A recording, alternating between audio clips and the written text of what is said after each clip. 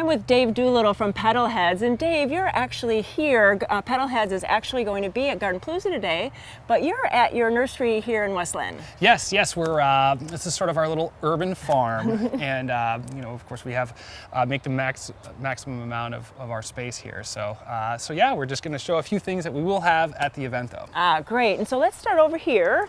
So this is a bleeding heart, but a little different. Yeah, it is different.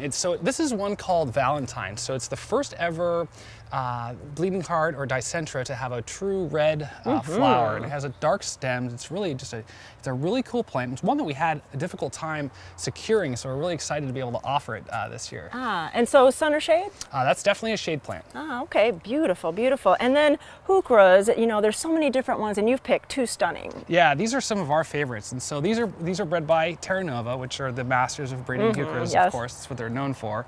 And what's cool about these is that there's some competitors out there on the market, some purples and some chartreuse ones out there, which this will ultimately become. Oh, wow. But they used not only the species Villosa, they used Americana and Sanguinea. So what happens in the cooler temperatures, rather than just laying flat, the foliage laying flat, exposing the crown when you can actually lose a Heuchera, these will actually just sort of naturally bunker down and protect the crown. So that's great. Just stronger genetics, better plants. And one thing to note too is the darker the foliage, the more sun that they're able to handle. And so they'd love as much shade as you can possibly give them. But if you don't have those shady environments, but still want a textural component or a bright color, then you can add those to a little bit sunnier location if it has a little bit darker foliage. Very nice. And really, you can use these in so many different applications, even containers, so that's great.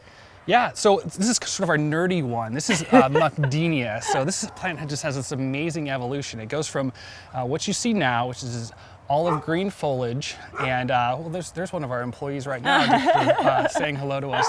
I believe that's Trigger.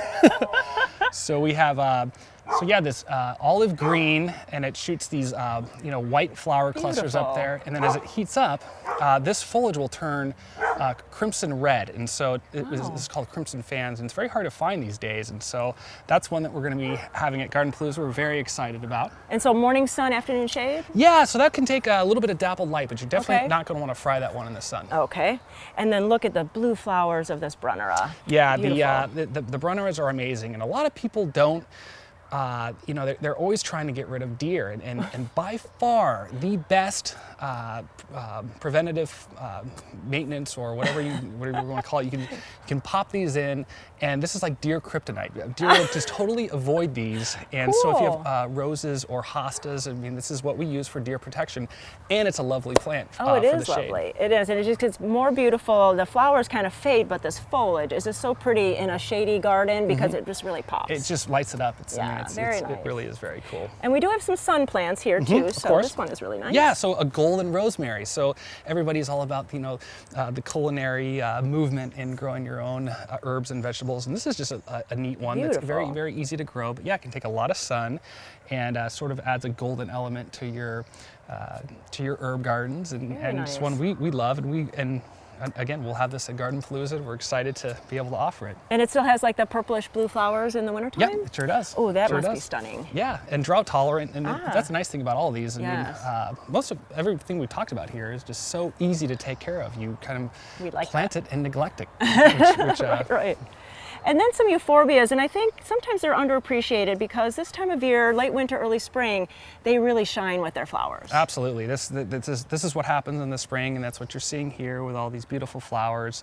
And these are two of our favorites. This is Tasmanian Tiger, which is the nice sort of reverse variegated foliage. So you have the white on the exterior, and it has the blue foliage, and so these will be evergreen.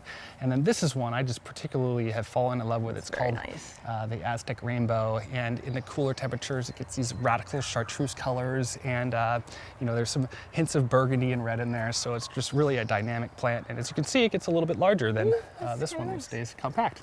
And I know that you guys like to recommend combinations for containers or gardens. So really, at Gardenpalooza, you can kind of help the folks do that too. We would love to do that, absolutely. We're here on a quarter acre, so we understand having just enough space to. You still want a garden, but you still can only do the container garden. So we grow a lot of plants that are perfect for that application. Excellent. Well, come on out to Gardenpalooza and stop by, see Petal Heads, and look at these beautiful plants, take some home and get some information about their company. Thank you so much. Thanks. Thank you.